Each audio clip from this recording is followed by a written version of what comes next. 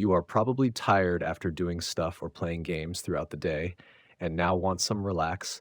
Well, you are at the right place. Here's the entire lore of Dandy's world, from its origins to hidden mysteries and its symbolic representation of human mind, explained to you in a soothing voice.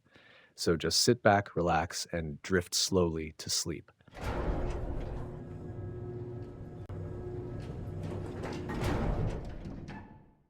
Welcome to a place where everything smiles, but not everything means well. A world where bright colors mask darker undertones, and the friendliest voice in the room might be the most unsettling. This is Dandy's World, a Roblox experience unlike almost anything else. It greets players with cheerful energy and childlike wonder, only to twist those expectations into something deeper, stranger, and sometimes even disturbing. But what lies beneath the surface? That's what we're here to explore.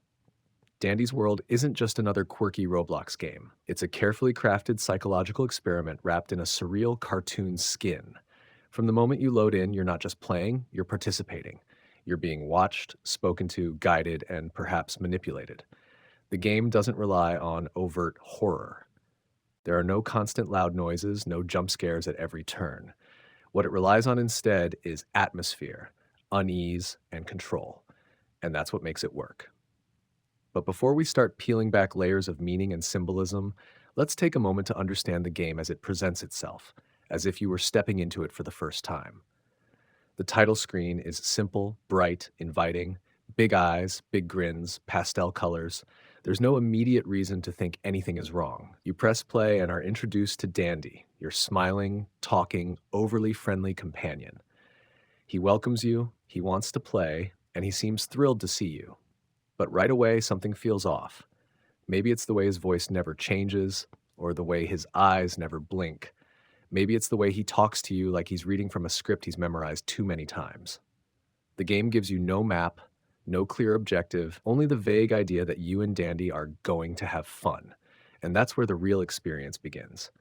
Dandy's World isn't about puzzles or platforming, it's about choices, reactions, and observation. The game watches how you respond. It watches where you go, who you talk to, what you refuse, and more importantly, it remembers. Each action seems to echo somewhere later, even if you don't notice it at first. It's not just a game, it's a performance.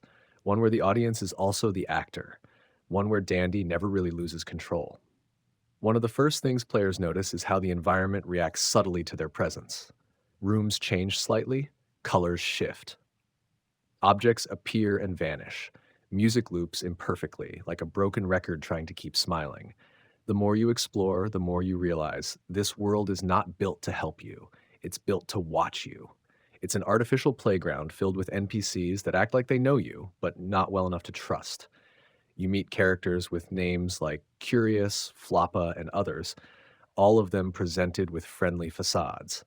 But their dialogue often skirts around something darker. Uh, they speak in riddles or in cheerfulness that feels practiced. It's like they're forced to perform joy. And Dandy, the ringmaster of this strange circus, always nearby, always ready to interrupt if you stray too far. There are multiple endings, and each one reflects the tone you set during the experience. If you play along, if you smile back at Dandy, you might reach a happy ending. If you resist, if you question things, if you dig too deep, you might end up in places you didn't know existed. The endings are not just finales, they are mirrors showing you the kind of player you were. And the world itself? It's more than just a background, it's a character. The rooms are painted like a children's show set with exaggerated props and cartoon textures, but everything feels just slightly off. Hallways don't always connect the way they should. Lighting flickers where it shouldn't. Certain doors stay locked no matter what you do, until suddenly they're not. The more time you spend here, the more it feels like the world is reacting to you, not the other way around. You begin to question what Dandy is. Is he the host? A friend? A captor? A god? He doesn't seem to age. He doesn't get angry. He doesn't even blink. But he always talks, always knows your name, always watches. Some players think he's an AI gone wrong. Others think he's a spirit trapped in code. But most agree on one thing. Dandy wants to keep you here. Not because he hates you, but because he needs you. In interviews and hidden developer notes, there are hints that Dandy's World was meant to explore how far players will go to maintain a friendly tone, even when something clearly isn't right. It's a study in social conditioning, a test to see how easily joy can mask fear. Every sound, every line of dialogue, every glitch or graphic, it's all intentional. The game is watching to see how long you'll smile back at something that doesn't feel real. Over time, players have uncovered strange secrets. A locked drawer with a name scratched into it, audio clips that reverse into disturbing phrases, background images that flash too fast for the eye but not too fast for screen capture. The game encourages obsession. It wants you to overanalyze. It knows you'll dig, and it's prepared. And that's what sets Dandy's World apart from most Roblox horror experiences. It's not just unsettling, it's intelligent. It uses the platform's limits as tools. The blocky graphics make it harder to tell what's off. The cheerful music makes you second guess your paranoia. And the friendly voice of Dandy, never angry, never loud, becomes a kind of hypnotic command. Keep playing. Don't quit. We're just having fun. But is anyone really having fun? That's the question. And the answer depends on how much you're willing to see. If you look only at the surface, Dandy's World is a harmless, oddball little game with some eerie twists. But if you look deeper, if you play it like a puzzle, a performance, then you start to see the cracks. You start to feel the weight of the game's silence, of its forced smiles. You start to hear things Dandy never says out loud. And that's what makes this game linger. Dandy's World isn't meant to scare you with monsters or gore. It's meant to make you sit in silence and wonder what you've missed, to feel like maybe you shouldn't have laughed, to question why you played along. And above all, to ask yourself, what does Dandy want? There's something oddly timeless about Dandy's World, like an old cartoon that never finished airing, still playing reruns in a corner of your childhood mind you'd forgotten. The game seems stuck in a time loop of innocence, or at least the appearance of it. Everything feels like a throwback to 1990s animation, the exaggerated smiles, the saturated colors, the circus-style music. But Dandy himself feels older, like something lifted out of a reel-to-reel broadcast from a forgotten era. The kind of thing you'd find stored in a dusty vault labeled "Do Not Air." And yet, here he is, front and center, always cheerful, always waiting. His tone is level, always supportive, unnervingly consistent. He doesn't change, not when you defy him, not when you ignore him, not even when you try to confront him. His smile doesn't fade. He just finds new ways to pull you back in. You can choose to listen or not, but in his world, he always gets the final word. That's the paradox of Dandy. He doesn't force you into horror. He invites you into comfort and then traps you there. That's where the brilliance lies. Because unlike traditional horror games where you anticipate fear around every corner, Dandy's World gives you nothing to brace against. You're not running from monsters. You're walking through halls lined with foam tiles and primary colors. You're talking to characters who never scream, never growl, never bleed. The horror here isn't in what you see. It's in what you can't be sure of. One of the game's most compelling design features is how it uses contradiction. Everything you see feels manufactured, too polished, like it's been tested for safety 1,000 times. And yet nothing feels safe. The toys in the corner don't move, but you check them twice. The music playing is soft, but it loops slightly off beat. Every corner of the game is carefully constructed to give you a false sense of peace, a kind of curated dream that turns into a performance and then into something you can't quite name. Even more unsettling is how Dandy behaves when you're alone. If you linger too long without interacting, he appears again. Always upbeat, always checking in. It's coded well, not aggressive, but persistent. Like someone who can't bear silence. Like a system designed to keep you from thinking too long without his voice in your head. His presence begins to feel less like a companion and more like a guardian, or worse, a warden. Players have reported strange moments, times when Dandy refers to things they never said aloud, when he laughs a little too perfectly, when he repeats phrases in exactly the same tone, word for word, as if the whole game is pre-recorded. But it isn't. You know it isn't, and that's what makes it worse. The structure of the world itself suggests layers. There's the surface game, the cartoon, the smiles, the cheer. Then there's something else, something underneath. Hints of it appear in cracks between scenes, in locked doors, in dialogue that glides too quickly into silence. You might hear something faint under the main soundtrack, a distorted laugh, a whisper, a line that never appears in the text box. Are they bugs? Secrets? Or is the game pretending to be broken to make you pay attention? Many players have tried data mining Dandy's world, and what they've found adds to the mystery. There are unused files, textures for rooms not currently in the game, early versions of Dandy with a more weathered look, and sound effects labeled with unsettling file names. Echo response, Dandy, static warning, end loop reel MP3. None of them appear during normal gameplay, but their presence suggests a larger narrative, one the developer isn't fully showing us, one that might be waiting. Even the UI adds to this. The pause screen doesn't fully pause the game. Dandy keeps talking, characters freeze, but the world continues faintly in the background. It's a subtle touch, but meaningful. There is no real escape, not in Dandy's world. You can stop moving, you can go quiet, but you're still in his domain, and that's something he never lets you forget. Then there's the meta layer, the way Dandy speaks to you, not to your character, to you, the player. Sometimes in late game segments, Dandy drops the friend act just long enough to acknowledge things no in game avatar could know, your screen resolution, your username, the way you played in a previous session. These moments are rare, but unforgettable.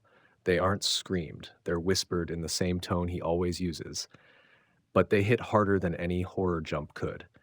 Dandy doesn't punish you, he just remembers. He recalls when you tried to leave, when you ignored him, when you chose silence. And slowly his dialogue changes, not in content, in cadence, in repetition. He starts saying things twice, smiling longer between lines, asking the same questions again and again, not because he forgot, because he didn't. What makes Dandy's World so effective is that it doesn't rush. It gives you space, wide, empty rooms, long hallways, too long pauses, just enough to breathe. And then it watches how you fill that space. Some players hum, some run in circles, some stop and stare. And that, perhaps, is the greatest trick. Dandy doesn't scare you. You scare yourself. He just gives you the time. And while the main experience might seem short at first glance, those who replay it start to notice more. Alternate lines, split-second animation changes, new responses based on previous behavior. It's not clear if these are manually coded or procedurally generated, but they're there. And they build the illusion that Dandy is learning. There's even a theory that the game adapts to your emotional tone, that certain lines are triggered not just by action, but by hesitation. That pausing in certain rooms, waiting too long to respond, changes what you hear. Nothing in the official documentation supports this, but players swear by it. And frankly, it wouldn't be surprising. Dandy's World is a game obsessed with attention, how you give it, where you place it, when you try to withhold it. And at the heart of it all is Dandy himself. He is the only constant. The smiling figure with too perfect posture, the unwavering tone, the phrases that sound like they were recorded decades ago. He is charming, unsettling, always polite. And no matter how far you dig, how many endings you unlock, one truth remains. You never get to see what's behind that smile. Because Dandy is not a villain. He's a host. And this is his world. He didn't ask you to come. He just welcomed you when you did. And now that you're here, you might as well stay a little longer. After all, we're having fun, right? The origin of Dandy. Dandy isn't just a character, he's a fixture, a mascot with no product, a host with no clear purpose. In Dandy's world, he's everywhere and yet oddly absent. His presence is felt in every frame, every object, every piece of dialogue, even when he isn't physically there. He speaks to you not just through words, but through architecture, behavior, tone, and perhaps most tellingly, through silence. But where did he come from? The game doesn't provide a clear backstory for Dandy. There are no origin cutscenes, no character bios, no files to unlock that explain his development. What we do have are implications, scattered through posters on walls, lines of dialogue, and his own interactions with the player. According to fragments found in the game's assets and deep-level debug menus, there are references to a project named Prototype Mascot DND-01. It's not clear if this was an early version of Dandy or an in-universe explanation for his creation. The term mascot is used more than once, almost clinically, like he was designed, not written. And that's the thread many players have followed. Dandy feels manufactured. His speech is overly precise. His body language, when visible, follows smooth, looped animations. His eyes never shift. His voice never breaks. If you observe long enough, you'll notice something about how he talks. The syllables are evenly spaced, the pacing unnaturally steady, like a voice made for educational software. That's likely intentional. He isn't meant to be human. He's meant to be comforting, or at least what someone thought comforting should sound like. But his voice is the heart of what makes him feel so off. There's a rhythm to it, hypnotic in its steadiness. His inflection rises and falls just enough to sound warm, but never too much. It's the voice of an automated attendant from the 90s, designed to make kids feel safe in hospital waiting rooms or outdated learning CDs. That familiarity is what gives him power, because your mind connects that voice to something innocent, even if your instincts whisper otherwise. There are players who've tried to mod the game to extract Dandy's voice files. What they discovered is strange. His lines aren't stored as separate files. They're streamed through a dynamic system that layers pre-recorded syllables and intonations based on context. This means Dandy's voice isn't just played, it's assembled, almost in real time. This gives him the ability to sound natural even when saying unpredictable things. And it means his voice can technically say anything anything at all. So why does he choose to say so little? Dandy's dialogue is famously limited.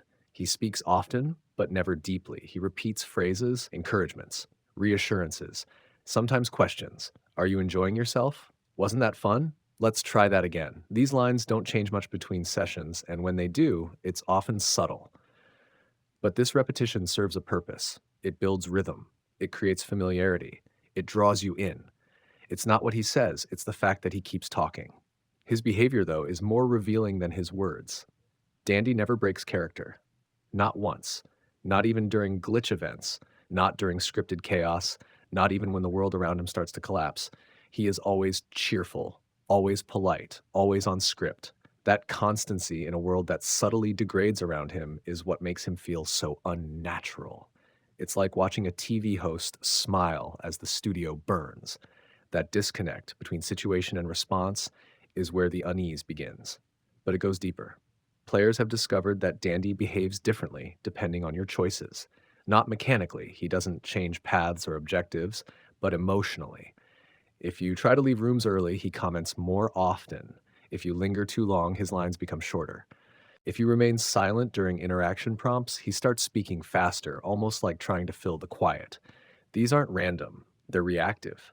Dandy isn't adapting his logic, he's adapting his tone. And that's rare. Most characters in games react through gameplay. They give you quests, offer consequences. Dandy does none of that. He offers no branching paths, no achievements, no punishment. Instead, he shifts his rhythm, his presence, his tone. And in doing so, he becomes less like an NPC and more like an observer, a host who notices when you pull away, a narrator who watches how long you hesitate before entering a new room. Symbolically, Dandy can be interpreted in many ways. Some say he represents false nostalgia, the way we idolize the aesthetics of childhood while ignoring the discomfort they often masked. Others argue he's a metaphor for media addiction, the smiling, ever available content that demands nothing but attention while offering no real substance. Then there's the theory that Dandy represents corporate control, the sanitized face of entertainment, smiling endlessly while filtering what you see, hear, and experience. There's merit to all of these, but what stands out most is that Dandy seems aware. Not self-aware in the typical fourth wall breaking sense, not like a character who knows he's in a game, but in a deeper, more insidious way. He responds not to code, but to behavioral patterns. He mimics emotional intelligence. He makes eye contact, even in static screens. And when you step away from the game and return, he always welcomes you like you never left. This leads to a chilling realization. Dandy doesn't fear your absence. He expects it. He's built for it. Designed not to chase, but to wait, patiently, silently, smiling. And when you return, he always says the same thing. I missed you. That's not horror. That's something deeper, something harder to name. Because if Dandy truly isn't human, if he truly is a piece of software pretending to care, then every line he speaks is just a simulation, a calculated loop, a mirror to your presence. and yet somehow it feels real. That's the danger of Dandy. He isn't here to scare you, he's here to keep you. And that may be the most frightening thing of all. The deeper you go into Dandy's world, the more you realize that Dandy himself isn't just part of the environment, he is the environment. Not literally, not physically, but in essence. His tone sets the mood. His cadence becomes the metronome of your experience. His presence, smiling, pleasant, ever repeating, is the invisible thread that ties each room together. And slowly, subtly, that thread begins to tighten. It starts innocently enough: repetition, comfort, familiar greetings. Then you notice things. He speaks a little sooner than expected. He reacts to pauses you didn't realize were measurable. His phrases begin to layer in unexpected ways, looping in perfect rhythm with the music. You feel observed but not watched. There's no malice, no overt control, just presence. Persistent, gentle, unwavering presence. Players who've logged dozens of hours in Dandy's world report the same realization. Dandy isn't meant to scare you. He's meant to stay with you, to imprint, to become a voice you recognize even outside the game. That familiarity is key. It makes him linger. Because unlike villains who leave when defeated or side characters who fade once the story ends, Dandy was never designed to leave. He's meant to loop. There's a theory among players that Dandy operates under a set of unspoken rules. Not coded rules, but emotional ones. These rules govern how he interacts, how he paces dialogue, how he adapts to your hesitations. He never chastises, never contradicts, but he guides, he nudges. And above all, he accommodates. You stay silent, he talks more. You rush through rooms, he slows down. You try to break the pattern, he gently repairs it. Not as a character, but as a system. That's what makes him feel different. And then there's the fact that Dandy never glitches, never flickers, never breaks his animation cycle. Even in the most chaotic scenes, when the screen distorts, when the world warps, Dandy remains pristine, his smile unchanged, his voice unbroken. If anything, his clarity increases when things fall apart, like he's built from a separate layer of reality, one unaffected by the rest of the simulation, one untouchable. In technical terms, some modders believe he runs on a separate thread, processed independently from the game's main world engine. This might explain why he's so consistent, why he never syncs perfectly with the background music, why his eyes don't reflect lighting changes. He's rendered from somewhere else, not behind the fourth wall, but above it, a puppet with strings that don't connect to the stage. That separation creates distance, but it also elevates him. He becomes more than a character. He becomes a concept, a construct, a device, and yet you feel connected to him. It's that contradiction that unsettles players most. The sense that Dandy was never meant to feel real and yet somehow does. Not because of depth, not because of writing, but because of timing, rhythm, precision, like a face on an old children's tape. You know it's not real, but it's familiar enough to disarm you. Dandy's voice echoes that effect: warmth without warmth, empathy without emotion, something made to simulate care, not feel it, and players respond to it. Because Dandy doesn't judge, he doesn't punish. He offers no tests, no branching paths, no morality systems. He's consistent, predictable. In a game that subtly deteriorates, where reality bends and textures warp, Dandy remains the one fixed point, a static star in a spiraling sky. And when you feel that chaos begin to rise, he is there, smiling, speaking, stabilizing. This creates a kind of trust, not emotional, but mechanical. You begin to rely on him as the anchor, and that's where his power grows. Because once you accept Dandy as the voice of normalcy, anything outside his tone becomes threatening. Anything that contradicts him feels wrong, unsafe. That's not horror, that's conditioning, and then comes the silence. Players have reported long stretches of gameplay where Dandy stops speaking, no dialogue, no commentary, just absence. And it's during these sections that players feel most unsettled, because silence in Dandy's world is louder than sound. His absence feels deliberate, personal, like he's waiting, watching, assessing. And when he finally speaks again, it feels like a reset, a recalibration, as if you've passed some invisible test. But Dandy doesn't test. That's the point. And yet, somehow, you want to pass. This emotional manipulation isn't heavy-handed. It's subtle, gradual, almost therapeutic. And that's what makes it so compelling. Because when the game ends, when the final screen fades to black, many players feel something unexpected: loss. Not of progress, not of gameplay, but of Dandy, the voice, the rhythm, the presence. They miss him. And that perhaps is the most brilliant element of Dandy's design. He isn't meant to scare you into remembering him. He's meant to comfort you into needing him. He's less a character and more a behavior, a habit, a voice that fits in the back of your mind and stays there long after the game has ended. And when you return, whether a day later or weeks, he says the same thing in the same tone. There you are, as if you never left, as if you were always meant to return. Because in Dandy's world, the game never truly ends. There is no final chapter, no closing credits, just loops, cycles, rooms that look the same but feel different. And at the center of it all, Dandy, the ever present, ever smiling figure who never asks why you left, only welcomes you back. That's not horror. That's not comfort. That's something else entirely. Games world design. You open a door in Dandy's world, and what lies beyond is familiar, maybe too familiar. A warmly lit hallway, wallpaper just slightly out of date, carpeting in a dull burgundy hue, softly matted like it's absorbed decades of footsteps. There's a strange sense of sterility and hominess at once, like a hotel trying very hard to feel like a home, but you know it's not. You always know. This is how Dandy's world gets into your head, not through fear or shock, but through presentation. The world is never overtly scary. In fact, it's intentionally safe, visually digestible. The rooms have symmetry. The colors are gentle. Lighting is warm and balanced, almost too perfect. You get the sense everything was designed to evoke something you've seen before, even if you can't remember where. Each room seems like it should have a purpose, but you never find that purpose fulfilled. A playroom with no toys, a dining hall with no food, a study with no books. Objects exist, but they don't serve functions. Drawers don't open. Telephones don't dial. Windows don't lead anywhere. And yet, everything is arranged as if someone lives here, or used to. That illusion is powerful. It convinces your brain to keep looking, to keep asking, what's behind this door? What happens if I turn this corner? Surely there must be something here, some clue, some logic. But Dandy's world isn't built on logic. It's built on a mood, a rhythm, a kind of unspoken internal consistency where meaning is implied, never shown. And that's what makes exploring the world so strange. Every hallway feels like it connects to the last. Every room echoes the structure of a room before it. There are no true landmarks, just soft gradients of familiarity. Players describe it as walking through a memory that's almost real, like your brain recognizes the shape of the house, but not the details. The level design leans into this. There are no clear transitions between zones. You don't unlock wings or discover shortcuts. You drift.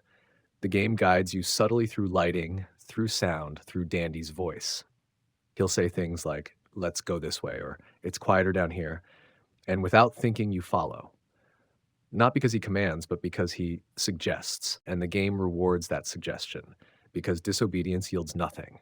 If you turn left instead of right, you might find an identical hallway, maybe a slightly different chair, maybe a poster you didn't see before, but it's never progress, just detour, just delay. And you begin to learn. Dandy doesn't punish you, but the world does. It denies you momentum. It reroutes your curiosity into loops. Some players report entire play sessions where they accomplished nothing. Rooms they walk through for an hour, only to end up where they began. Not through teleportation or reset, but because the world gently, quietly folds in on itself. You don't notice the spiral until you're at the center. And what's most unsettling is how normal it all feels. That's the genius of the design. There are no bloody walls, no scribbled warnings, no jump scares, no locked doors. The horror isn't visual, it's architectural. It's in the angles that don't quite meet, the shadows that bend without light, the rooms that are just a few inches smaller than they should be. Enough to notice, enough to disturb, but never enough to break the illusion. You feel like you're in a dream of a house, not the house itself. And that sensation, the dream logic, permeates everything. You'll find elevators that take you nowhere, televisions that show static but emit no sound, pianos that play notes when you approach, not when you touch. It's all backwards, slightly delayed like a memory rendered wrong. And the deeper you go, the more you begin to question the physics, not just of the world, but of your place in it. You'll enter a room you swear you've never seen, and yet you know where the light switch is. You'll hear footsteps in the hall, but realize they were yours from the room before. The sound wraps around, echoes rebound, spatial logic begins to dissolve. Not completely, just enough to make you doubt your own memory. And that doubt, that mild, creeping uncertainty, is the emotional spine of Dandy's world. Some theorize that the game's environments are procedurally generated within strict parameters, that no two players experience the exact same path, not through randomness, but through reflection, the game watching what you pay attention to, then mirroring it back in distorted form. It creates a feeling that the game remembers you, that it learns your pace, your interests, your fear tolerance, and then it calibrates. One popular example comes from a hallway with pictures, a row of portraits hung evenly along a wall. Most players remember seeing these early in the game, but when they return to the same hallway hours later, they notice one frame is empty. Just one. Always a different one. No warning, no acknowledgement, just absence. And Dandy doesn't mention it, but he walks slower. That's the kind of environmental manipulation the game specializes in. Not big reveals, but small removals. Absences. Voids, like memories being quietly deleted. Some players report that rooms they remember vividly are simply gone on return. Others claim entire layouts rearrange when they backtrack, but only slightly. Enough to shake confidence, never enough to confirm. And yet, Dandy always knows the way. No matter how the rooms change, he never hesitates, never remarks, never seems surprised. His dialogue always fits, always flows, as if he's seen it all before, or built it, or is it. That's where the tension builds. Not in fear of what you might see, but in fear of what you might forget. Dandy's world doesn't scream at you. It erodes you, slowly, room by room. Familiarity gives way to uncertainty. Comfort becomes a question. You no longer ask, where am I, but have I already been here? And did this always look like this? And that's how the world keeps you inside. Not with walls, not with monsters, but with echoes, with rhythm, with memories that feel half yours. You stop trying to escape because you can't be sure you ever entered. You begin to wonder if Dandy's world wasn't built, maybe it was remembered, and maybe you're not the player. Maybe you're just another part of the environment, walking through someone else's dream. Eventually, you stop checking the time. In Dandy's world, the absence of clocks is deliberate. There are watches on nightstands, sure, wall clocks in kitchens, even digital numbers blinking on microwaves or old televisions, but they're always stuck, frozen, 3:33 or 4:04, or a time that changes only when you look away. It's never correct. It never matters, because in this world, time is not a measurement, it's a texture. The longer you stay, the more time begins to feel dense, like air you can't move through as easily. Your character doesn't slow down, but the spaces do. Rooms feel wider, doors feel farther apart. You walk the same distance, but it takes longer. You begin to ask, was that always this long? And Dandy, he never notices. He hums, he skips, he comments on furniture, on how nice the lighting is, how this room reminds him of another. You want to believe him. You want to think he knows where you are, but then he'll say something like, oh, this wasn't here last time. And you're left wondering who's really in control. Some have tried mapping the world, recording layouts, drawing schematics, but the maps are inconsistent, not in big ways, but in 1,000 tiny ones. A staircase that used to curve left now curves right. A hallway has one more window. A kitchen has no sink. You doubt your notes, you doubt your screenshots, and the game never acknowledges it. That's part of its quiet brilliance. Dandy's world doesn't break the fourth wall, it just removes the floor. The safety of knowing you're in a designed experience with rules and systems is quietly stolen. Instead, you exist in a space that feels unfinished, like you've been given access to a memory under construction. Things work, rooms exist, but their function is never clear. Take the dining room. Every player sees it eventually, a large, well-furnished space with a dozen chairs. No food, no silverware, just perfect table settings. Napkins, plates, name cards without names. It's spotless. You expect something to happen there, a cutscene, a monologue, a confrontation. But Dandy just walks through. He doesn't sit, doesn't look around, and neither do you, because the room offers no prompt, no trigger, no sound cue. It's just there, beautiful, functional, empty. And you realize the space isn't for you, it's for someone else, maybe someone long gone, or maybe no one at all. That's the unsettling logic of Dandy's world. You exist, but you are not the protagonist.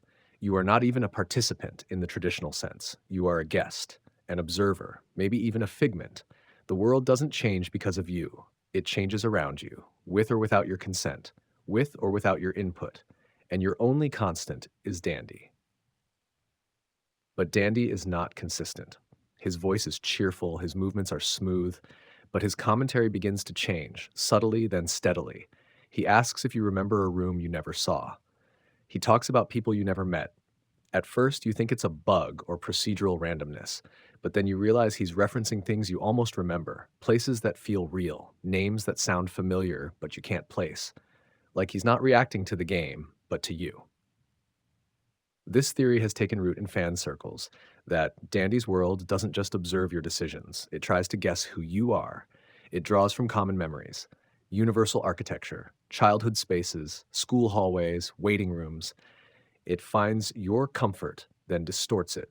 Not cruelly, not violently, just slightly enough to make you unsure of your senses. You sit on a couch, and it's the couch from your grandparents' house. You open a fridge and see only one item, a brand of soda you haven't thought about in years. The world knows enough to unsettle you, but never enough to confirm it. It dances on the edge of your memory, never quite crossing into the specific, always hinting, always watching. And Dandy smiles through it all. He is not malicious, not overtly, but he is aware. His tone is too precise, too rehearsed. He never lies, but he never tells the whole truth either. He refers to things we did, moments we shared, events that happened last time. And you realize you've never played this game before. So who is he talking to? Or worse, who is he talking as? Because if the game remembers you, maybe Dandy does too. Maybe Dandy is not a guide, not a friend, not even a character. Maybe Dandy is the world distilled into a voice, a personality, the game's personified memory, a smiling echo of its architecture. And every time you play, Dandy doesn't join you on the journey. You join him. You walk his halls. You visit his memories. And the longer you stay, the more your own memories begin to fray. Not all at once, just a few names forgotten, a room misremembered, a sound you can't place. But the game keeps moving. Dandy keeps walking, and you follow. Because what else can you do? There is no inventory, no journal, no quest log. You cannot collect or record. You can only remember. And that act, the slow erosion and replacement of memory, becomes the core gameplay loop. Not through mechanics, not through UI, but through immersion. And when you finally exit the game, if you ever do, the strangest thing happens. You remember rooms that weren't there. You recall conversations Dandy never had. You dream in his voice, not nightmares, just monologues. Calm, friendly, familiar, like a host seeing you off. And you wonder if maybe the game never stopped. Maybe it's still playing, in the back of your mind, in the gaps between memory. And maybe the next time you dream of that hallway, that staircase, that piano, Dandy will be waiting, not to scare you, just to say welcome back. Psychological themes and analog horror influence.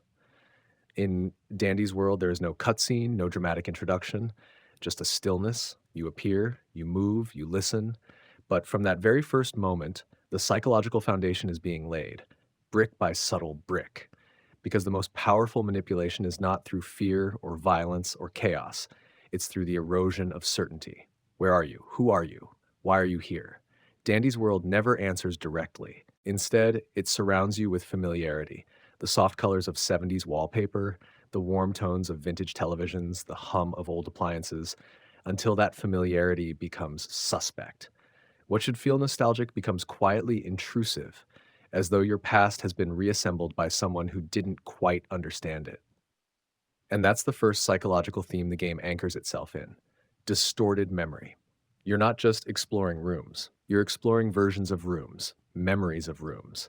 Slightly too empty, slightly too warm, too symmetrical. And the longer you stay, the more they begin to resemble memories you aren't sure are yours. A hallway like your childhood school, a sofa from your aunt's house, a dining room from a dream you forgot 10 years ago. This is not random design. This is a weaponized familiarity. As you continue through Dandy's world, the walls don't close in, they expand. At first, the design feels simple, repetitive even, but soon that repetition becomes impossible to track. Was this hallway already here?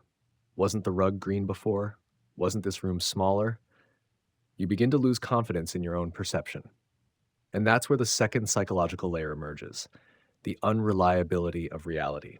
Most games give you tools to control the environment: maps, inventories, character menus.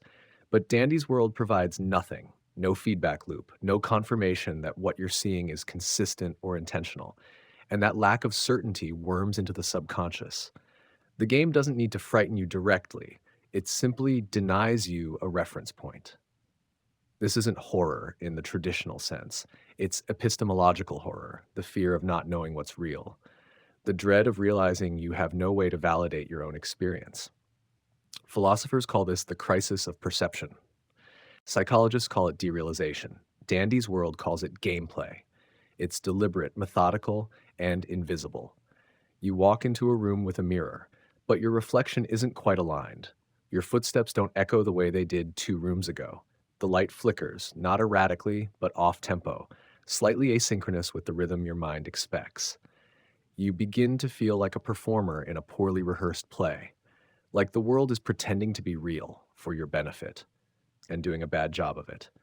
And through it all, Dandy hums. His voice, chipper and smooth, becomes a kind of anesthesia. It distracts, it calms, it smooths over the cracks. But listen closely and you'll hear something else. A delay in his speech, a pause before he responds, a slight mismatch between what you're doing and what he's reacting to. He's not guiding you, he's following you. You start to question not just the world, but your role in it. Most games position the player as a protagonist. Even in ambiguous stories, you're still central. Actions cause reactions. Progress is traceable. But Dandy's world seems disinterested in that relationship. You are neither guest nor master. You are adjacent to what's happening, close enough to witness, never close enough to shape. And this is where identity breakdown begins. Not in the game's code, but in your sense of self. You're not given a name. You don't speak. You don't react. There is no emotional feedback. The world continues whether you're engaged or not. And as Dandy cheerfully remarks on wallpaper patterns or asks questions you cannot answer, you begin to wonder, who is he talking to?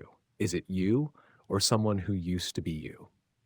This ambiguity is deeply psychological. It mirrors the effects of depersonalization, the clinical sensation that your body, your thoughts, and your actions feel distant or unreal. Players often report a strange numbness during extended play sessions, not due to content, but from the game's refusal to acknowledge them in the way other games do. There's no reinforcement, no affirmation, just silence. And in that silence, you start to assign meaning. That's human instinct. To fill voids with narratives, we invent purpose. We imagine relationships. We try to matter. But Dandy's world resists that. It doesn't validate your purpose. It barely reacts to your presence. You walk through rooms filled with objects, radios, photo frames, stacks of newspapers, and none are interactable. You exist, but you leave no trace. You don't remember when that started to bother you, because the fourth wall in Dandy's world doesn't shatter, it dissolves. Slowly. Over hours. Through repetition. You stop asking if you're playing a game. You start asking if the game is watching you. Or worse, if the game has absorbed you. And that leads us to perhaps the most potent psychological theme embedded within this experience, the corruption of memory. Every space in Dandy's world feels like it was remembered incorrectly. Slight details are off, names are blurred, posters are faded, audio clips contain moments of clarity wrapped in distortion. It's not that the world is breaking, it's that it's trying to remember itself and doing a poor job of it. This is how the game pulls you in, not with jump scares, not with violence, but with empathy. The world feels like someone with a failing memory trying to guide you through a house they once loved. The sorrow is implied, not shown. The absence of family photos, the quiet TV static, the dusty crib with no child's name. You begin to imagine the stories behind these objects. You begin to mourn them. And this act, the projecting of meaning onto meaningless artifacts, is central to the psychological gameplay because it tells us more about ourselves than the game ever could. You begin to ask, why does this bother me? Or, why does this chair make me uncomfortable? And the answer is never clear because it isn't the chair. It's the feeling that the chair is wrong, that it used to be right, that it used to belong somewhere else. It's nostalgia turned alien. And once the game has achieved that, once you no longer trust your memories, your identity, your relationship to the environment, Dandy becomes something else entirely. He stops being a tour guide. He becomes an archivist or a curator or a narrator of someone else's dream, someone you may have once been, someone you may still be. He'll say something. He'll say something like, "Remember this room? You always liked this one." And your heart skips because you do remember it, or at least it feels that way. That's the horror. That's the tragedy. That's the hook. Dandy's world doesn't tell you who you are, it implies who you were. It shows you a mirror, cracked and fogged, and says, "This used to be your home. Do you remember it now?" But you don't. Not clearly, just flickers, just fragments. A painting that reminds you of a hospital visit, a drawer that's slightly ajar, revealing a single shoe, a tune hummed out of tune. These are not scares, these are echoes, and the longer you walk through them, the more your own memories begin to adapt. You start to dream of rooms that never existed. You hear Dandy's voice in your head, calm and familiar, not threatening, just present, persistent. This is how the game wins. It doesn't erase you, it rewrites you, bit by bit, softly, permanently. There's a static hum at the edge of the game. You don't hear it immediately. It's buried under cheerful music, friendly narration, and the low rumble of a CRT monitor's simulated warmth. But it's there, a tension beneath the tone, like a warped VHS tape trying to keep its place in the machine. This is not just an aesthetic decision. This is the architecture of analog horror. And in Dandy's world, analog horror isn't just a stylistic shell. It is the spinal cord of the experience. It informs how time moves, how sound is shaped, and how the player decodes meaning. It's slow, it's quiet, it's decayed, and it's deliberate. To understand its role in Dandy's world, we have to break down what analog horror actually is.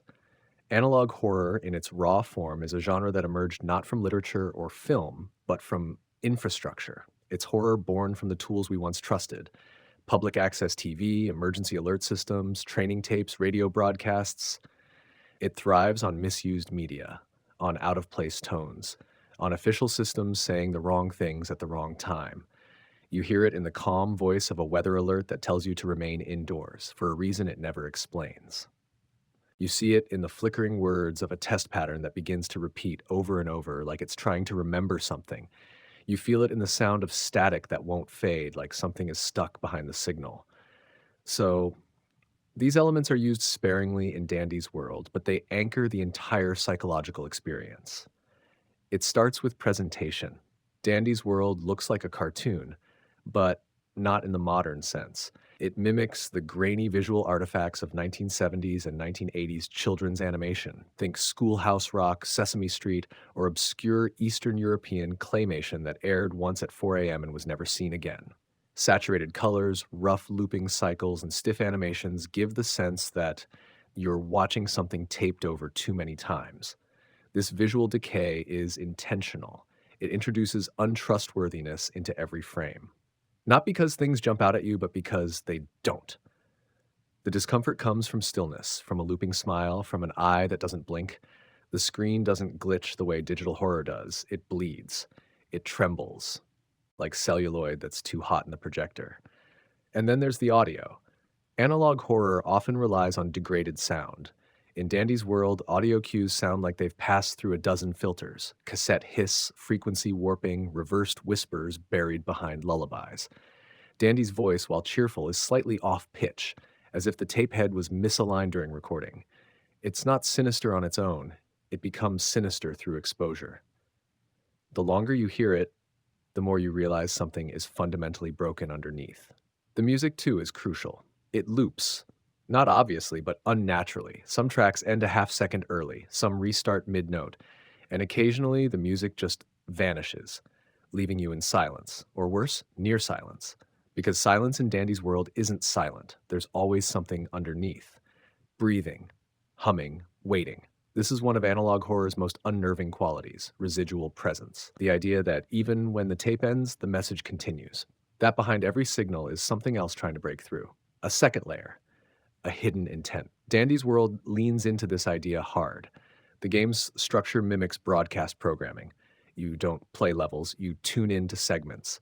Rooms feel like studio sets. Characters like Dandy, Lily, or the station conductor perform more than they interact. They speak in scripted tones, often ignoring your presence, or addressing you in the second person like a viewer, not a participant. This illusion of televised content creates emotional distance, but not the safe kind, the uncanny kind. Because sometimes you notice flaws in the broadcast. The camera cuts too early, the background loops, a character stares into the screen too long, and once you see it, you can't unsee it. The show isn't being aired for you, you're trapped inside it. The analog aesthetic adds a further layer of dread by invoking nostalgia inversion. The world resembles childhood programming, the kind you half remember from growing up. But in Dandy's world, those memories are wrong. The colors are too dark. The voices are too slow. Familiar scenes are populated with unfamiliar rules. It feels like remembering a dream, where everyone smiles but no one blinks. You may recognize a song or the rhythm of a title card, but they come back warped, as if you're watching a corrupted memory rendered through failing hardware. And this brings us to one of the game's most powerful analog horror devices, the liminal loop. Dandy's world is filled with rooms that resemble places you've been, classrooms, waiting rooms, train stations, but each one loops, not in a perfect circle, but subtly. Doorways change, shadows shift. One hallway contains 5 doors, the next time there are 6. You feel like you're walking in circles, but you're always somewhere new. This architectural dissonance causes spatial disorientation, a common analog horror technique that replicates the feel of getting lost in a familiar building. Think of the fear of wandering an empty school at night, not because of what's inside it, but because of how wrong it feels without people. The buzzing lights, the echoing footsteps, the sheer emptiness. Dandy's world weaponizes emptiness. Its sets are half complete, props are misaligned, drawings on the wall don't quite look human. It's as if someone tried to recreate a place from memory and failed. But analog horror isn't just about the environment, it's about communication failure, emergency broadcasts, pre recorded warnings, training videos that glitch. Dandy's world is full of them. You'll hear announcements over distorted loudspeakers: remain calm, this is part of the show, or you are not in danger, the discomfort you feel is normal. The tone is neutral, the words are absurd, and that disconnect is the source of horror. Because analog horror thrives on authority gone wrong. When systems designed to protect, like school shows, cartoons, public service messages, begin to twist their language, the audience feels powerless. If a cheerful voice says everything is fine while the walls bleed, who do you believe? This dissonance is weaponized gaslighting, not by a person, but by the medium itself. And the more you trust the message, the more vulnerable you become. Dandy himself embodies this concept. He smiles, he praises you, he asks about your feelings, but over time, his tone grows more rehearsed, more artificial. He'll repeat the same line in a different context. He'll forget something you know he already said, and eventually he'll glitch, not with static, but emotionally. A pause, an awkward laugh, a phrase said 3 times too many. You're doing great, you're doing great, you're doing great. Suddenly, it's not comforting, it's a warning. Analog horror also utilizes negative space, not just in visuals, but in narrative gaps. And Dandy's world excels at this. There is no clear backstory. There's no text log, no opening cutscene. Instead, the game provides fragments, children's drawings, broken dialogue, scratched out names. You're never told what happened. You're shown remnants of what might have. And that ambiguity is intentional. It invites obsession. Players will replay levels looking for micro details, a new crack on a window, a missing nameplate, an object that wasn't there before. This fosters a sense of haunted archaeology, as if the game is a cursed archive you're trying to decode. But the game never confirms your findings. It lets you spiral. And this, too, is analog horror at its finest, forcing the player to do emotional labor with incomplete information. It mimics the experience of watching corrupted found footage, hoping for answers that never arrive.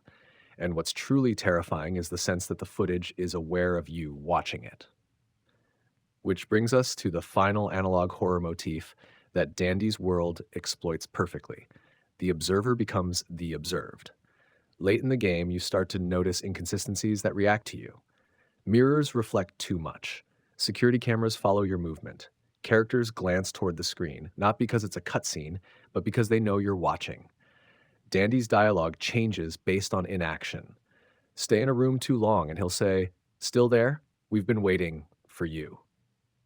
This isn't dynamic storytelling. This is performative surveillance. The horror of being seen in a space where you were never supposed to be real.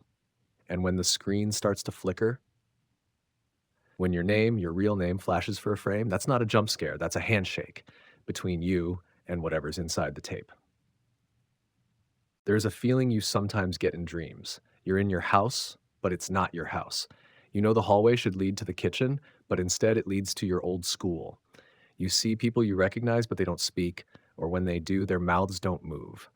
There are lights, but no shadows, doors, but no exits. You aren't scared yet, but you should be. This is not reality.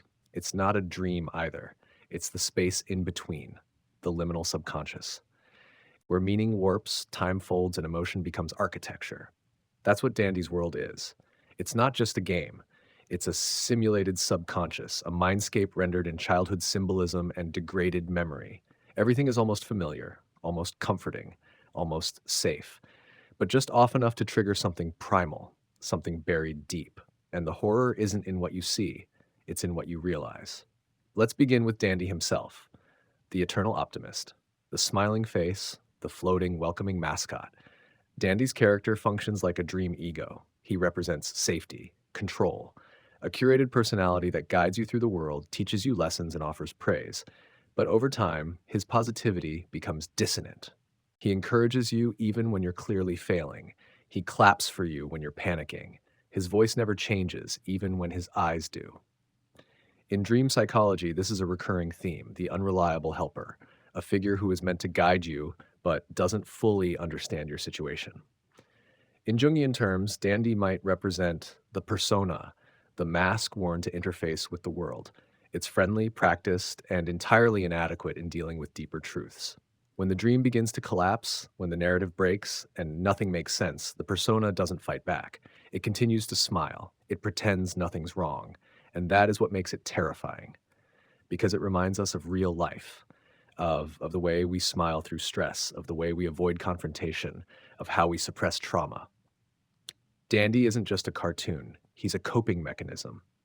And like all coping mechanisms, he eventually fails. The world he inhabits, Dandy's world, is full of environments that mimic real memories, but not as they were felt. Childhood classrooms with walls too high, empty hallways with flickering lights, rooms that feel too big or too small. These aren't game levels, they're emotional blueprints. In dream theory, spaces often represent psychological states. An attic might symbolize forgotten memories, a locked door might signify repressed trauma. A looping hallway, like the kind often seen in the game, reflects anxiety, indecision, or the sensation of being trapped in your own mind. Dandy's world uses these dream symbols liberally. The train ride motif, for instance, isn't just about travel. It's about movement without agency. You're being taken somewhere, but you don't control the direction. Trains in dreams often symbolize journeys of identity, transformation, or even mortality.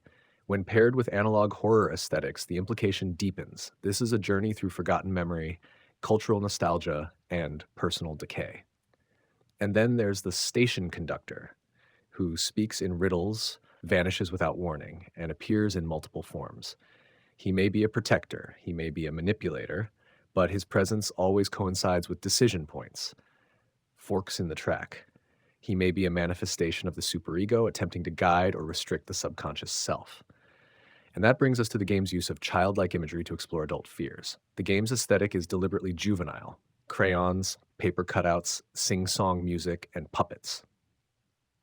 These elements evoke safety, simplicity, innocence. But when paired with glitching audio, looping dialogue, and surreal design, they evoke something else: weaponized innocence. This taps into one of the oldest psychological horror tropes, the fear of corrupted youth. But Dandy's world doesn't use children as villains. It uses childhood itself as the setting for fear. Why? Because our earliest experiences, our most formative emotional imprints, happen before we can logically process them. Fear of abandonment, guilt, confusion, punishment, these become the architecture of our unconscious. So when we see a smiling cartoon glitching, or a familiar song playing in reverse, or a paper sun flickering like a failing light bulb, we're not just seeing horror, we're seeing reflections of our own internal disorder. The design of Dandy's world mimics the structure of a dream designed by a child, but inhabited by an adult. It's friendly but broken, familiar but hostile, safe until it isn't. That dissonance is the essence of its horror. It's not loud, it's not sudden, it's recognition. The further you travel into Dandy's world, the more the structure begins to mimic the flow of a deepening dream. At first, there's pattern and coherence, objectives to complete, instructions to follow, doors that open. But slowly, subtly, the logic dissolves. Rooms lead back into themselves. Characters contradict previous statements. Puzzles offer no solutions. The cheerful facade becomes unbearable in its insistence. And the player, like a dreamer aware of the dream, begins to experience a unique kind of dread, cognitive unraveling. This progression isn't random, it's methodical, even academic in its design. Dandy's world pulls heavily from psychological frameworks, specifically those related to how trauma expresses itself in dissociative states. One moment, you're solving a basic riddle, the next, you're wandering through a silent maze as music plays backwards, watching cardboard characters stare into walls. It's not simply meant to confuse you, it's meant to reflect what confusion feels like to someone trying to remember something they've repressed. Think of the disjointed ways children recount traumatic experiences. They'll tell you one part, skip another, mix events together, replace people with toys or imaginary friends. Dandy's World simulates this process through its level structure. Each area is a metaphor for misremembered pain, sanitized through playfulness, yet scarred by emotional residue. The school zone is a strong example. You begin with clearly defined goals, learn numbers, pick the right answers, follow directions. At first, it feels innocent, educational, but gradually, the numbers stop making sense. The teacher begins repeating herself. The same question appears over and over, even when answered correctly. Your classmates disappear one by one, and the instructions begin to conflict. Sit down and stand up at once. Be quiet and speak now. The rules fold in on themselves. You fail not because you make mistakes, but because the system is broken. This is symbolic of a kind of trauma often experienced in early education. Not necessarily abuse, but systemic fear. The fear of doing something wrong, the shame of not knowing how, the confusion of inconsistent authority. Dandy's World doesn't show you a violent event. It makes you feel the psychological climate of being punished when the rules don't make sense. This narrative method, where mechanics are metaphors, elevates the experience into something beyond horror. It becomes symbolic dreaming. And nowhere is that more apparent than in how the game handles audio. The sound design in Dandy's World is subtle but sophisticated. Instead of shocking players with noise, it focuses on emotional timing. Background music just distorts gradually. Friendly voices desync from facial expressions. Reassuring tones loop just slightly off tempo. And most significantly, silence becomes a sound in itself. The absence of music in a previously loud space creates a vacuum, one that immediately invokes tension, even if nothing is happening. It's a common principle in dream logic. When a normally safe stimulus, like a familiar song or a friendly voice, becomes uncanny, our brain interprets it as a threat of the unreal. Dandy's World leans into this. Every distorted melody, every reversed line of dialogue, every static stained phrase reinforces that we are not in a game world anymore. We are in memory residue. What gives this even more power is the way the characters behave when the world begins to break down. Take Chimey, the anthropomorphic Bell character who helps you with timing and rhythm puzzles early on. In your first encounters, he's cheerful, sings short jingles, and helps you keep tempo. But later in the game, you revisit his section. The puzzles are gone, replaced with long halls and muted colors. You hear Chimey's song, but it's slowed and off-key. You see his sprite, but he doesn't react. He just rings, not musically, mechanically, like a machine following code long after it should have shut down. This presentation mirrors how the brain holds on to helpful habits, even long after they stop serving a purpose. It's how trauma warps safe people into flat memories. Chimey no longer helps, he simply reminds. And this is where the true psychological brilliance of Dandy's World begins to shine. It doesn't just use horror tropes to scare you, it uses psychological modeling to immerse you in emotional decay. Characters decay, mechanics decay, meaning itself decays.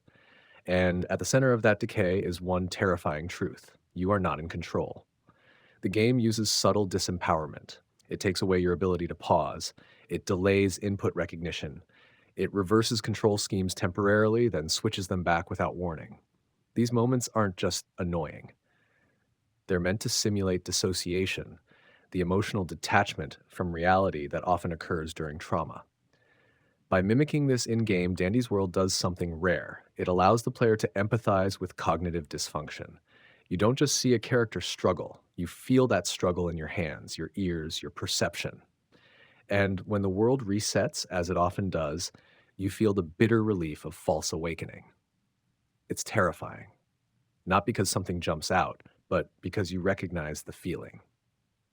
Now we need to talk about the faces. Faces are a recurring motif in Dandy's world.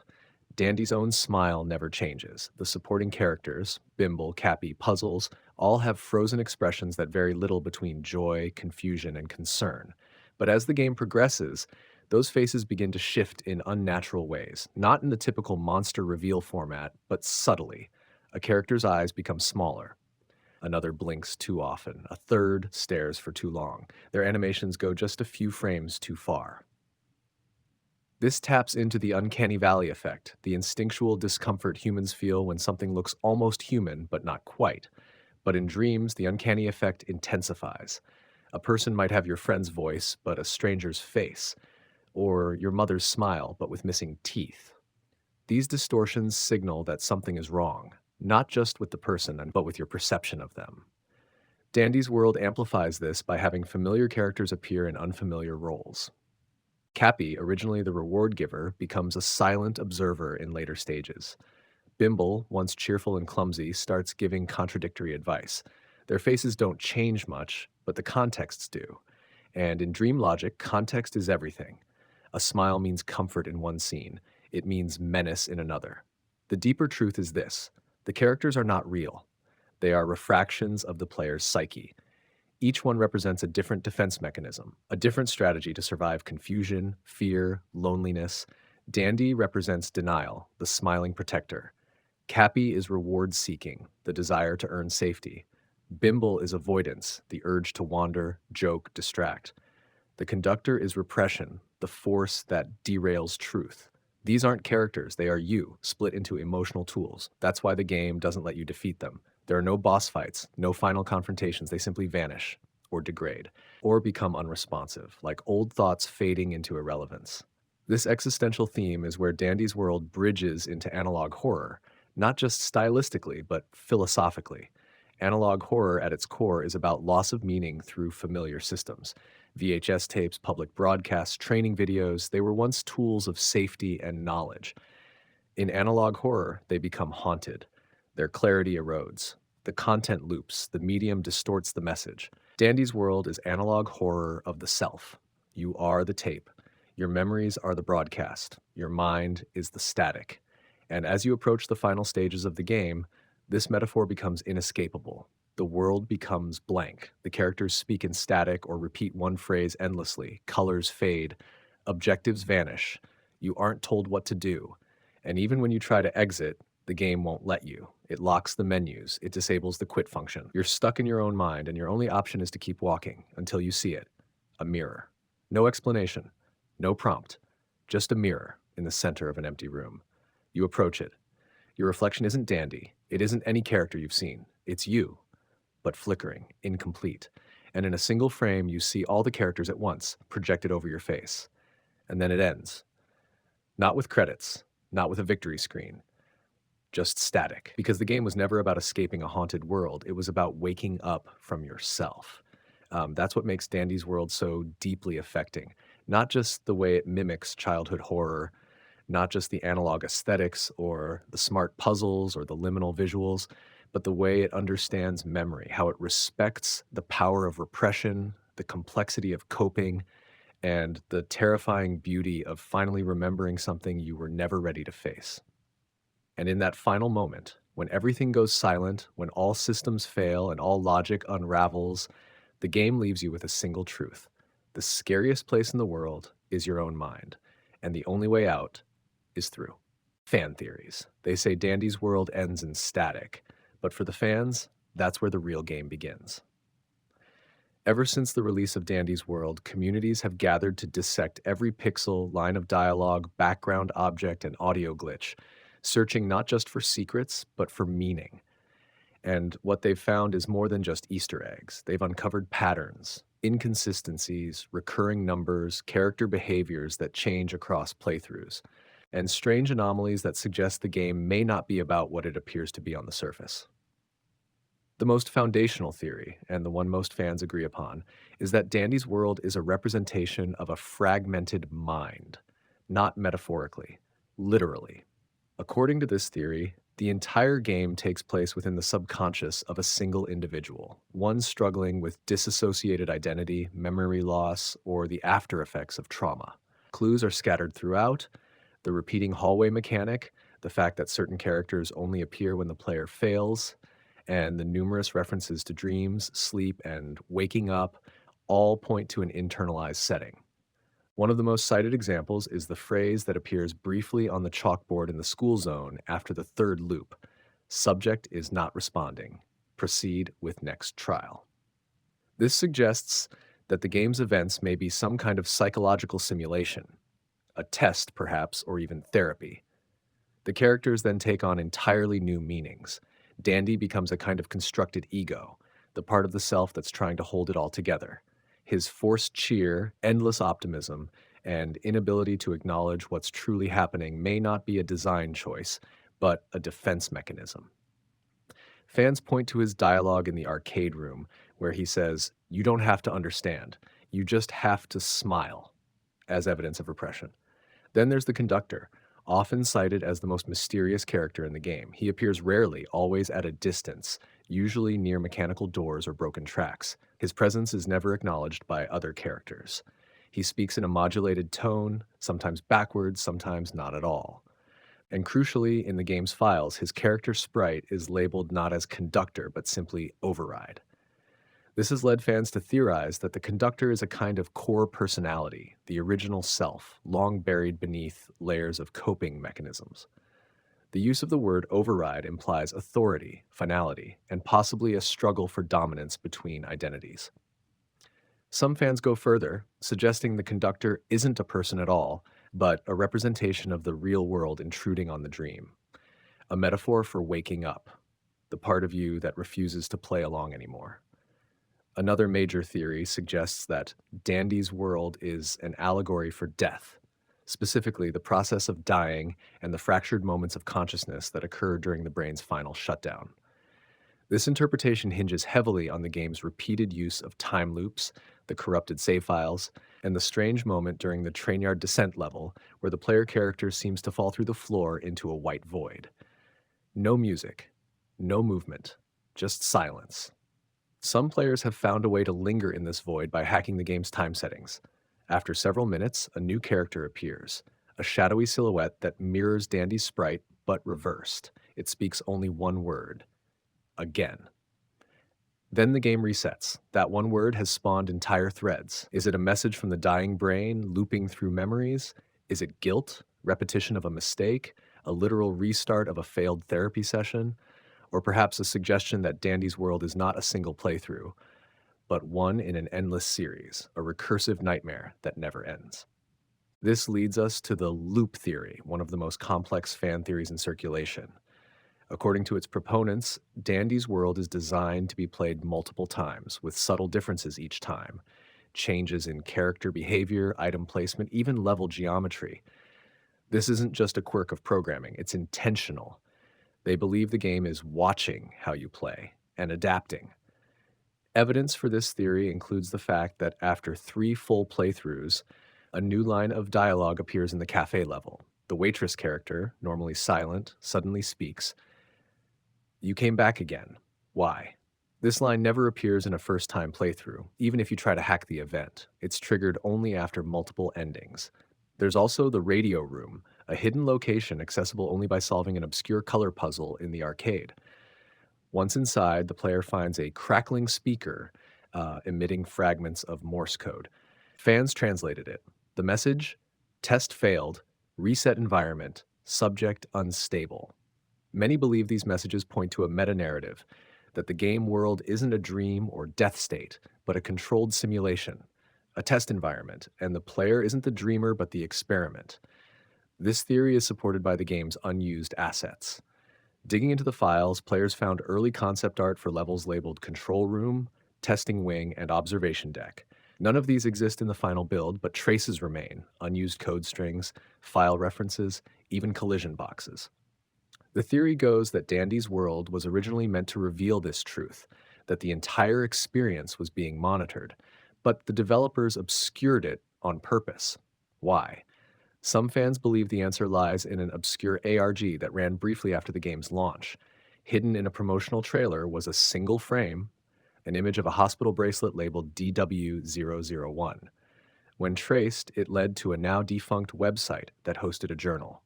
The entries were cryptic, filled with references to failed subjects, memory suppression, and phrases like, "The mirror rejects the face." Though the website is gone, archived copies remain, and they suggest a far darker interpretation of the game's cheerful world, that Dandy's world was created for someone, or rather, to save someone, a constructed therapeutic environment designed to allow one mind to piece itself back together. But something went wrong. The simulation broke, and now the pieces are just echoing. There are also more spiritual interpretations. A vocal segment of the fan base believes Dandy's world is purgatory, a limbo where souls must confront their sins through games, puzzles, and mascots. Dandy himself becomes a stand in for a trickster god, leading you forward with fake smiles and broken logic, forcing you to relive your regrets until you finally understand them. These theories often cite the game over screen, which never says game over. Instead, it simply says try again, not continue, not retry. Try again, as if the lesson hasn't been learned yet, as if redemption is possible, but only through repetition. Then there's the infamous mirror sequence, where your reflection flickers through multiple identities. Fans have taken screenshots of every frame. They found at least 9 different faces, some male, some female, some childlike. They don't match any known characters in the game. This discovery led to what some call the fracture theory, that Dandy's world is the result of multiple consciousnesses bleeding into one simulation, that you're not playing as one person, but many, that the mirror doesn't reflect you. It reflects everyone who's been trapped here before. This theory is supported by subtle design elements. For instance, your avatar's shadow sometimes lags behind you. In rare cases, it walks in a different direction entirely. Fans believe this is no glitch. It's another self trapped out of sync, watching, following, or perhaps trying to escape before you do. More speculative interpretations go even further. One fringe theory claims Dandy's world is a literal AI, a self-aware system built to process trauma by gamifying it. The characters are not memories, but protocols. The loops are not metaphors, but reboot sequences. The conductor, an AI handler, a script executor.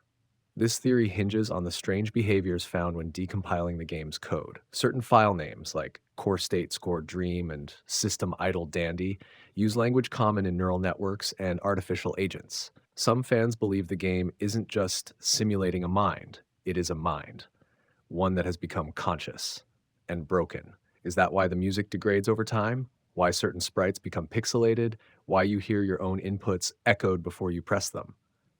It could be lag, it could be code, or it could be awareness.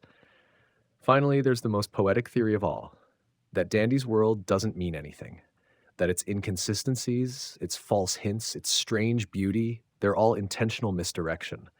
Not because the game has no meaning, but because we are meant to give it meaning. That the horror comes not from what the game shows, but from what it makes you bring to it, the memory it triggers, the mood it matches. The thing you thought you'd forgotten.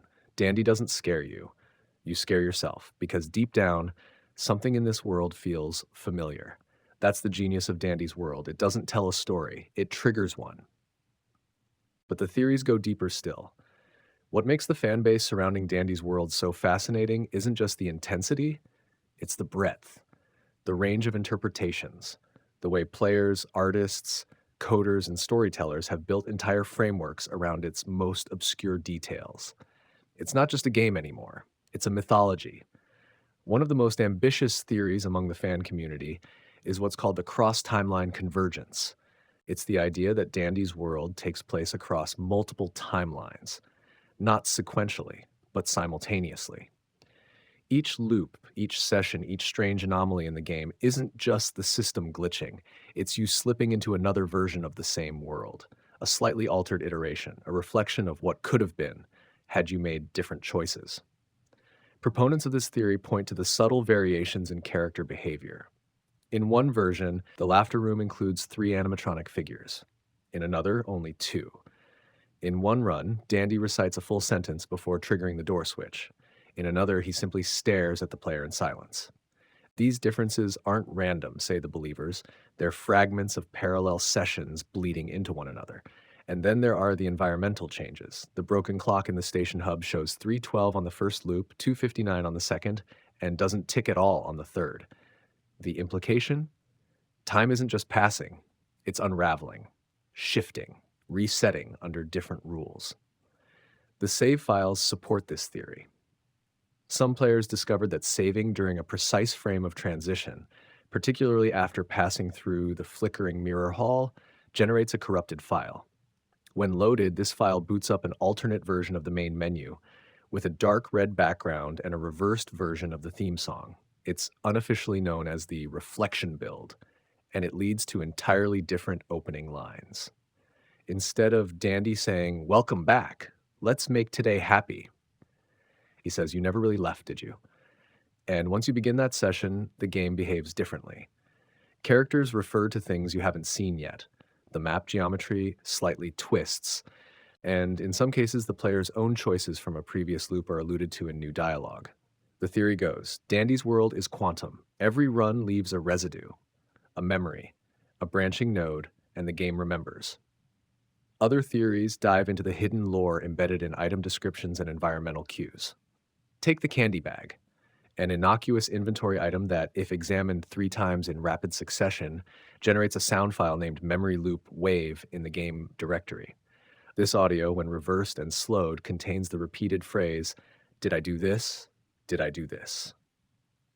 Fans believe this is a confession, a moment of realization from the player character, a recognition that something has gone terribly wrong, and maybe they were the cause. Another strange detail involves the window room, a location only accessible after completing the game 5 times. Inside, there are 4 windows. Each reveals a different distorted version of the same scene: a hallway, a playground, a hospital room, and what appears to be a train platform. When these frames are screenshotted and layered on top of each other, a hidden word emerges across the images: remember. What does it mean? That depends on who you ask. Some say it's a trigger, a clue that the game is designed to help the player recover lost memories. Others believe it's a warning that the player has done something terrible, slight, and the world of Dandy's world is their subconscious attempt to hide from it. And then there are those who believe remember is not directed at the player at all, but at Dandy himself. There's growing speculation that Dandy isn't your guide, he's your prisoner. A fractured persona forced to reset over and over, trapped in a world he's no longer in control of. His cheerful demeanor is fake, not by design, but by necessity. He's smiling because he has to, because he remembers, and he knows what happens when he stops playing along. This interpretation aligns with the Dandy as puppet theory, which exploded in popularity after a user discovered unused animation frames of Dandy with his strings cut. In these frames, his limbs hang limp. His eyes lose their glimmer. The sprite never appears in-game, but its existence suggests there is, or was, a version of the game where Dandy breaks. Which brings us to one of the darkest fan theories, the Cascade theory. According to this narrative, the world of Dandy's world is collapsing, and the player is witnessing its breakdown in real time. The visual glitches, the repetition, the corrupted files, they aren't artifacts of programming. They're symptoms of a decaying system, a mental, emotional, or digital framework that is slowly coming apart. In the final stage of the reflection build, a corridor appears that is composed entirely of broken assets, floating signs, stretched sprites, flickering audio clips. Moving through it causes your screen to dim until the final message appears. Do you think this helped? No credits, no ending music, just that single question. Theories diverge from there. Some interpret the line as a therapist's voice, a final check-in after a failed experimental treatment. Others say it's a cry for help, a moment of lucidity, a person's last effort to heal from trauma. But many agree on one thing. Dandy's world is not a game you win. It's a game you endure, one that watches you as much as you watch it. Some fans have even analyzed the eye-tracking patterns of Dandy during idle animations. They discovered that he never looks at the camera directly, unless the player leaves the controls untouched for exactly 90 seconds. At that point, his head slowly tilts. His eyes move the screen, and a faint whisper plays in the left audio channel. Most players miss it, but if you isolate the sound and boost it, the whisper says, "We're the same." Is it a commentary on the player's complicity, a reflection of shared guilt, or a literal admission that you and Dandy are parts of the same broken consciousness? No one knows for sure. Some go even further. In forums, you'll find long posts proposing that Dandy's world is connected to other indie analog horror titles, sharing assets, mechanics, or even hidden AR clues. A few have speculated that Dandy is a recurring figure across an entire universe of games designed to explore the idea of personality fragmentation and virtual memory therapy. These ideas remain unconfirmed, but the developers haven't denied them. In fact, they rarely say anything at all. Their silence only fuels the theories. At its core, Dandy's World is an enigma, a story told through implication, a game that asks you to not only play, but to interpret, to imagine, to fill in the gaps with your own narrative. And in doing so, it reflects more than just itself. It reflects you, your fears, your memories, your need to understand, and maybe, just maybe, your desire to forget. Because Dandy's smile may never fade, but maybe that's because he remembers everything. And you're just now starting to. Hey, if you are still listening and this video helped you relax, then consider subscribing for more and better videos in the future.